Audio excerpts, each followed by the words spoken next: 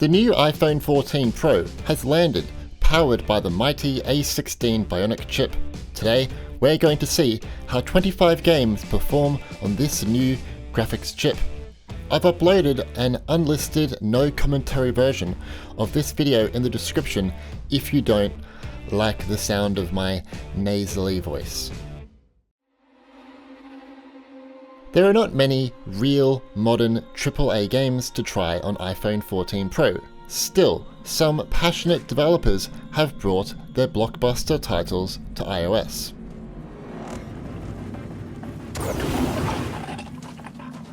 Alien Isolation is the best game right now to show the full power of A16 Bionic. With support for contrast adaptive sharpening on new iPhones, this mobile version is far superior to the original game, with greatly improved visual quality.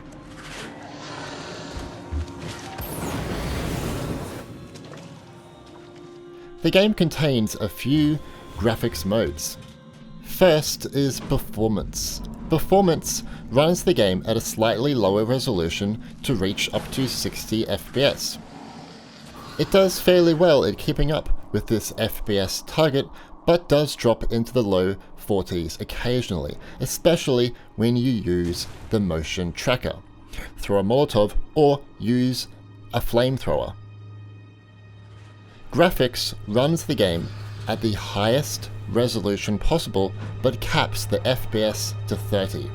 The frame pacing is still not amazing, but it's actually quite a bit better than the iPhone 13 Pro, which dropped into the mid to low 20s quite frequently. Battery Saver caps the FPS to 30 and lowers the resolution and some graphical settings to conserve battery. Alien Isolation on iPhone 14 Pro is using similar settings to the iPhone 13 Pro right now. Feral Interactive told me there is a possibility our games may run at even higher settings on the iPhone 14 Pro in the future. This will need further hands-on testing to review the newer capabilities of the iPhone 14 Pro. After playing Alien Isolation in the Performance Graphics preset for 2 hours, it sees the following average results: 59.5 FPS, 1756.7 megabytes of memory, 14.4% of the CPU, 79.3% of the GPU, and the battery temperature is 39.4 degrees.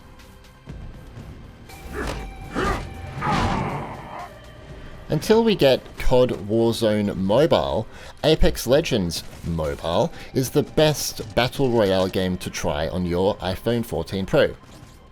When you first play the game, it will run under recommended settings, which is HD graphics quality and a frame rate of high, which provides up to 40 FPS.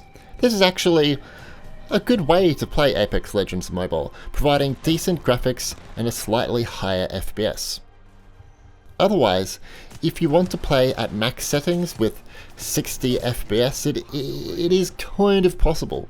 With Extreme HD and Ultra FPS, the game will sometimes drop into the low 40s during challenging scenes, but will often stay at 60. But it's by all means playable. Just note, at these settings your iPhone may become very hot. If a higher FPS is needed overall, I suggest playing at HD graphics with Ultra FPS enabled. This might not provide a locked 60 FPS always, but it will provide a better overall experience for long play sessions. It's worth noting the Extreme FPS mode for 80 FPS is not supported on the iPhone 14 Pro. Yet. Strategy game XCOM 2 is one of the most demanding AAA mobile games. As you'll come to find with most of Feral Interactive's games, it contains a few optimization modes. Graphics is my preferred mode here. While the FPS is capped at 30 and the frame pacing isn't great, XCOM 2 doesn't really require a super high FPS to be playable. Graphics is great as it provides the best resolution possible with depth of field, more vibrant colors, environment shadows and foliage quality are improved, and textures are high resolution. So, for example, you can make out the text on guns.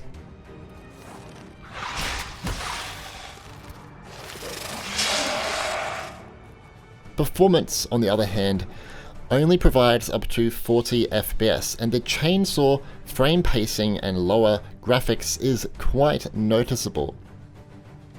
Energy Saver is worse, providing up to 20 FPS and considerably lower quality settings, but this is to conserve battery and help with thermal issues on iPhones, so I understand why this mode is built this way. After playing the game in graphics mode for 1 hour, XCOM 2 sees the following average results: 32.3 FPS, 1681 megabytes of memory, 15.8% of the CPU, 73.2% of the GPU, and the battery temperature is 36.9 degrees.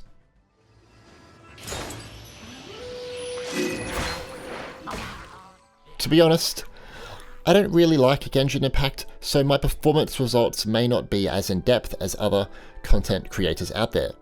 To get near 60 FPS, you have to play at low to medium settings, but it will still drop quite a bit after short play sessions.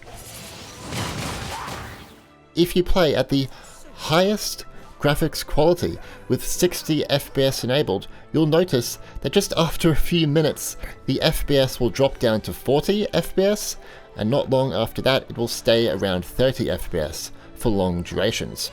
This is due to thermal throttling. The iPhone 14 Pro just can't handle this type of performance, or the game is poorly optimized, which it is. After playing the game at high graphics quality with 60 FPS enabled for 1.5 hours, it sees the following average results: 56.2 FPS, 1992 megabytes of memory, 20.1% of the CPU, 70.5% of the GPU, and the battery temperature is 40.6 degrees. You should play this game at medium or high graphics quality with the FPS capped at 30. This will allow for a smoother gameplay experience for long play sessions, even when your phone inevitably starts to thermal throttle and it is about to explode from heat.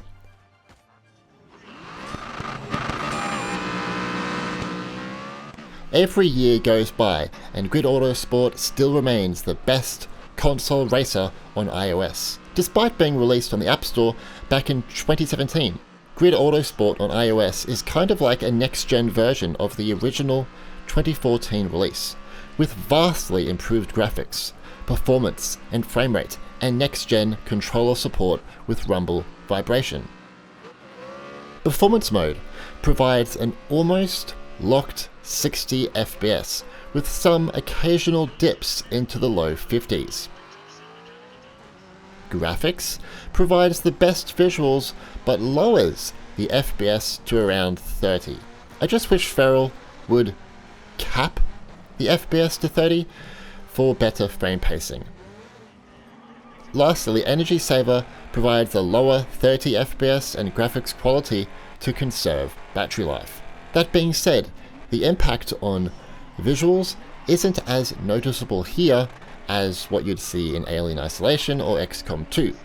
This is quite an old game now, so these performance results won't blow anyone away. Feral have shown up a lot in this AAA section.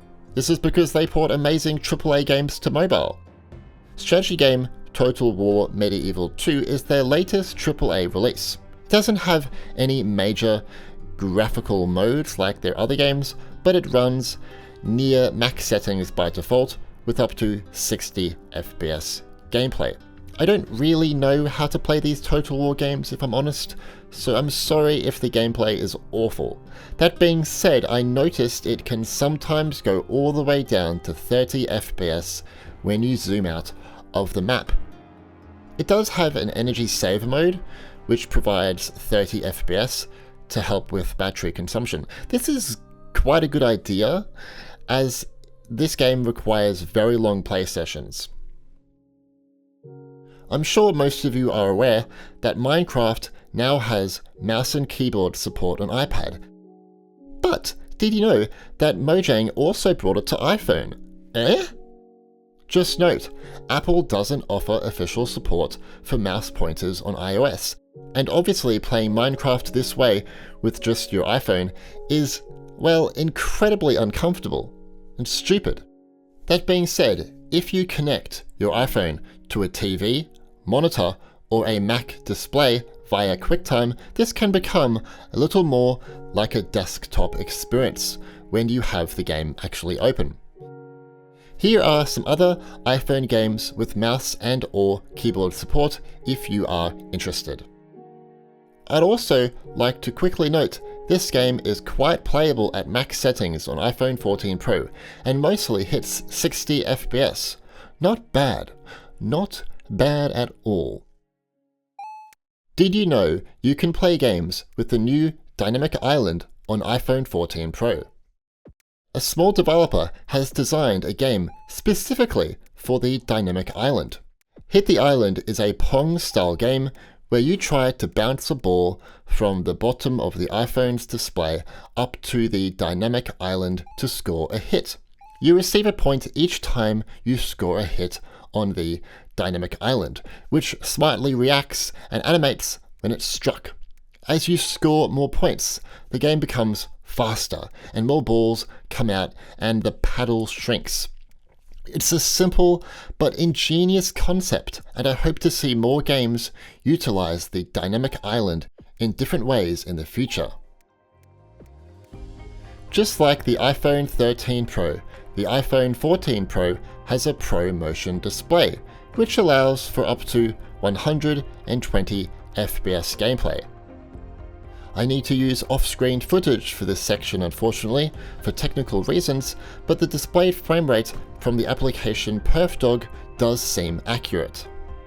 PerfDog is a full mobile platform performance test and analysis tool for developers. It allows you to see frame rates as well as CPU, GPU, and much more info. I'm briefly showing Genshin Impact again in this section.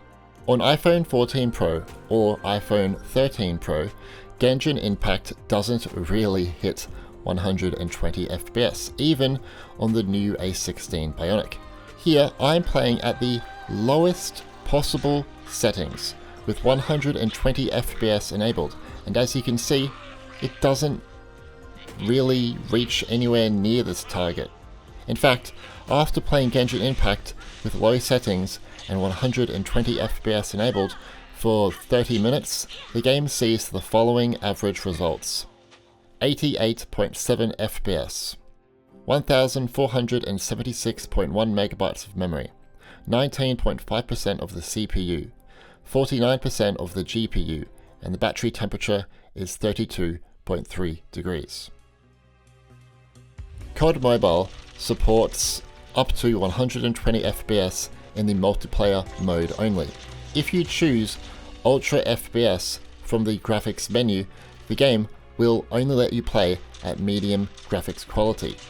Even if you put the game to low graphics quality, it will still drop to the low 100s at times, and sometimes it will switch down to 60 FPS for a few seconds to avoid thermal throttling.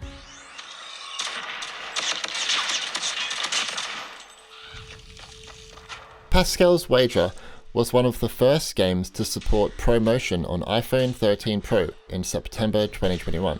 Unfortunately, just like the iPhone 13 Pro, it still switches between 60 and 120 FPS frequently during gameplay.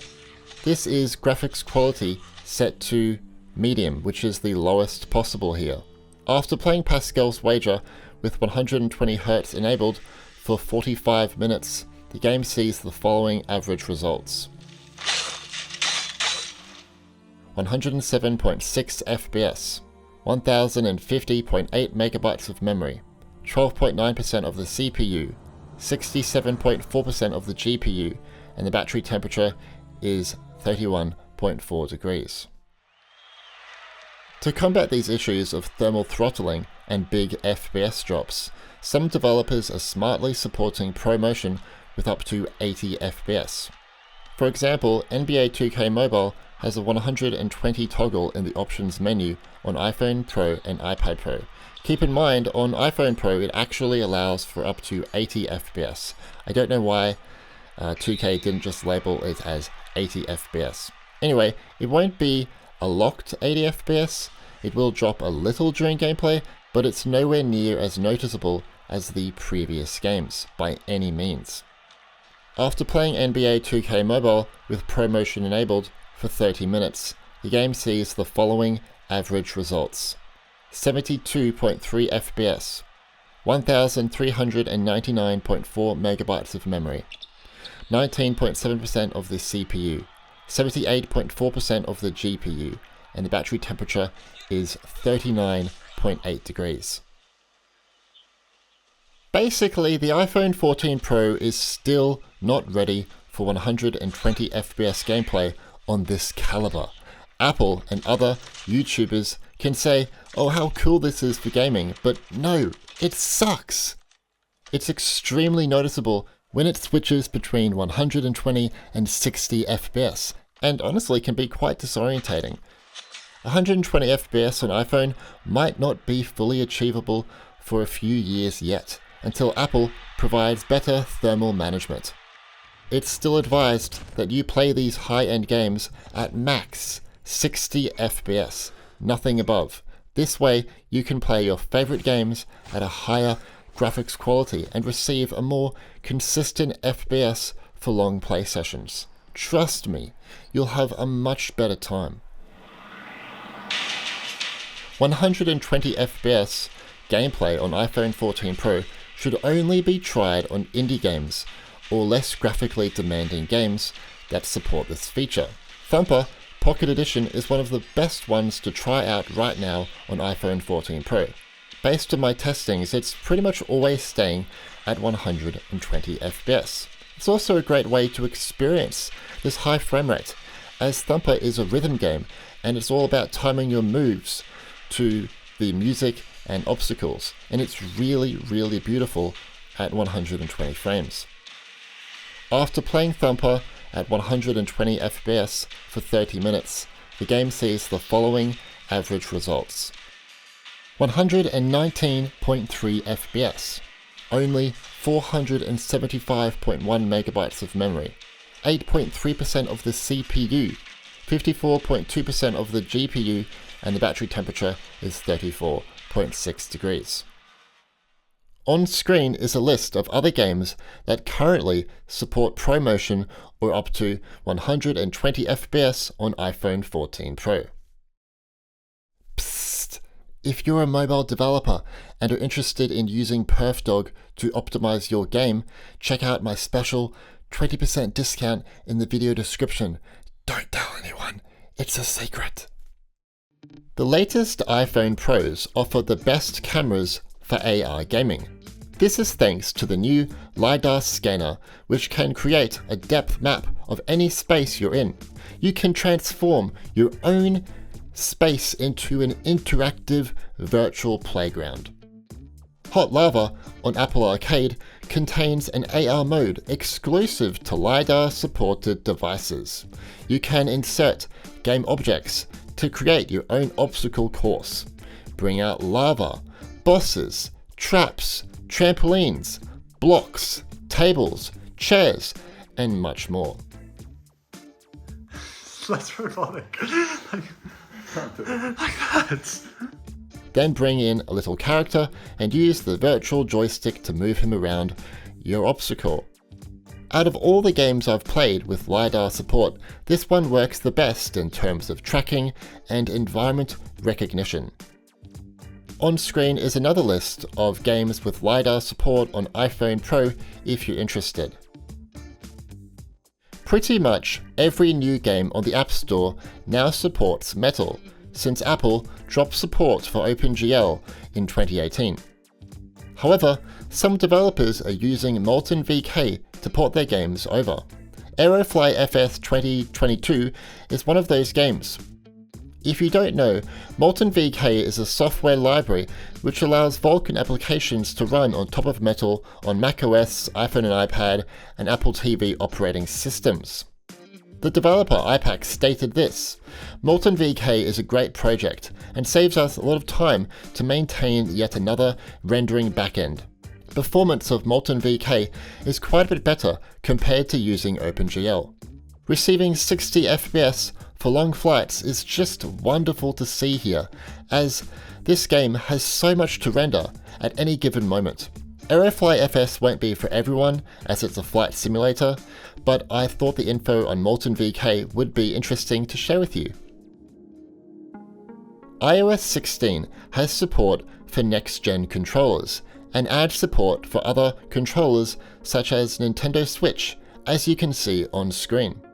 A good example of this tech is with the Gardens Between. In a recent update, the voxel agents massively updated the Gardens Between, bringing graphical refinements, 60 FPS, and what we're focusing on, next-gen controller support for PS5 DualSense controllers. We have rumble vibration, and adaptive trigger support is here. So you can literally feel the time itself push back when you're up against an obstacle, and your PS5 controller colors will match the garden. I asked the voxel agents how difficult it was to add these new controller features, and they told me we had to write custom code for it, but it wasn't particularly hard. No. If you're interested, here is a list of other games with controller rumble support on iPhone. iPhone 14 Pro is a godsend for playing the latest high-quality indie titles on the App Store. Gunfire Reborn is a console quality premium FPS game with gameplay like Borderlands, Doom, Dead Cells, Hades to create a unique shooter experience.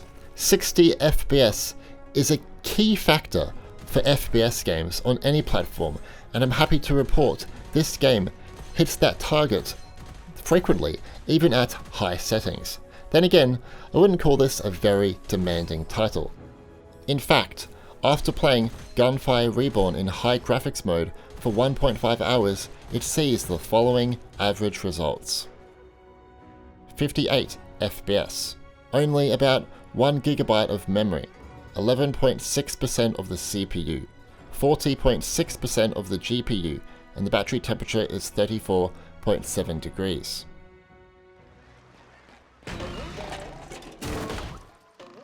Battle for Bikini Bottom may be based around a children's show, but it's quite a demanding 3D platformer. Even at ultra graphics, it can get around 60 FPS after long play sessions. If you are after a near locked 60 FPS, you need to play at high settings. The game still looks really just as good at high settings, so you're not missing out on much. Or maybe you're interested in one of the latest 2D games on the App Store, like Streets of Rage 4. The iPhone 14 Pro gets a locked 60 FPS at ultra graphics, which is good to see. Now obviously the A16 is a breeze for 2D indie games. Heck, even the iPhone 8 would be fine with this one, so I get it. The performance here is not a miracle, I just thought I'd show it. To avoid thermal throttling on iPhone, many titles still cap their FPS to 30. Downhill bike game Descenders is one of those games. Sure, 30 FPS can be a little disappointing these days for some. However, if a dev has to go down this route to port the full game over to mobile, I'm all for it. Noodlecake has done just that with Descenders on the App Store. After playing Descenders for 1 hour, it sees the following average results.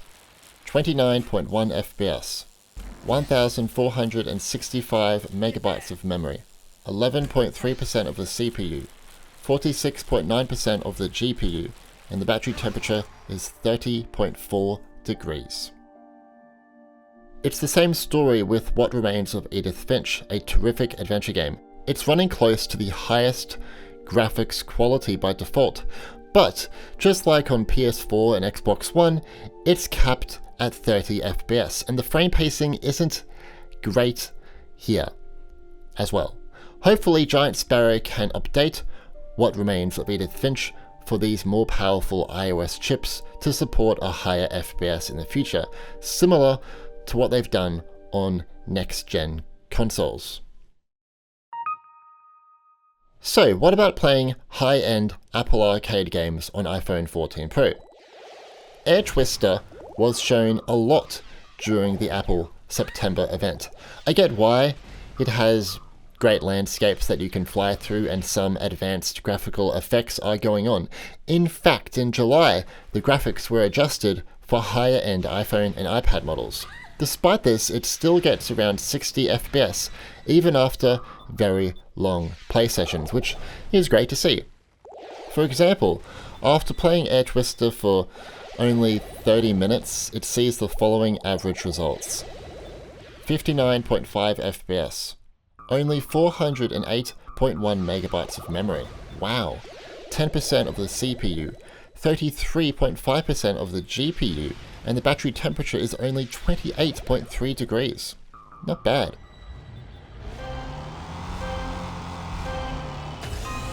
Horizon Chase 2 is a next-gen version of the original game, with new visuals going full 3D, an evolved weather system, and up to 60 FPS gameplay.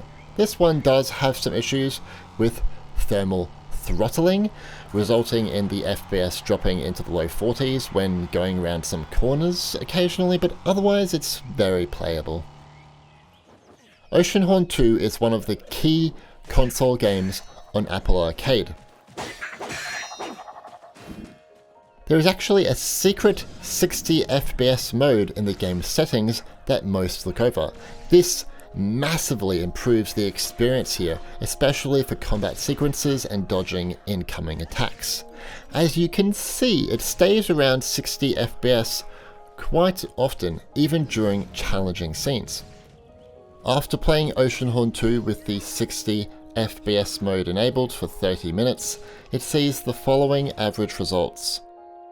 59.2 FPS, only about 1 GB of memory, 11.7% of the CPU, 61.3% of the GPU, and the battery temperature is 30 degrees. Hello Games Indie Adventure The Last Campfire used to run at 30 FPS on iPhone. Recently, they updated it to support a smooth 60 FPS on iOS. There is not much to report on, as it's practically a locked 60 FPS, even on an old iPhone. This is one of the best games in Apple Arcade. You have to check it out if you haven't already. Gosh, this game's good.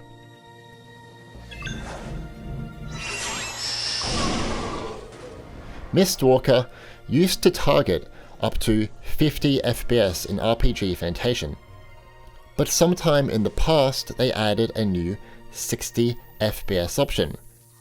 The anime characters are rendered in a high resolution, while the background elements run at a fairly low resolution to allow for this high frame rate.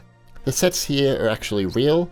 Mistwalker created them by hand and then digitally scanned them into the game, so this type of performance on offer is pretty good. So what do you think of the gaming performance offered by the new iPhone 14 Pro powered by A16 Bionic? Are you impressed or disappointed? It's definitely one of the best phones for gaming, that is sure, but like every other phone out there, it still has major issues with thermal throttling, which impacts frame rates. Is it a massive upgrade over the iPhone 13 Pro? No. Not even the iPhone 12 Pro, if I'm honest. But hopefully this video is at least useful for you if you are considering playing games on this device. If you found this video helpful, please leave a like and subscribe and turn on notifications to stay up to date with gaming on Apple devices. My name is Stewie, and thanks for watching.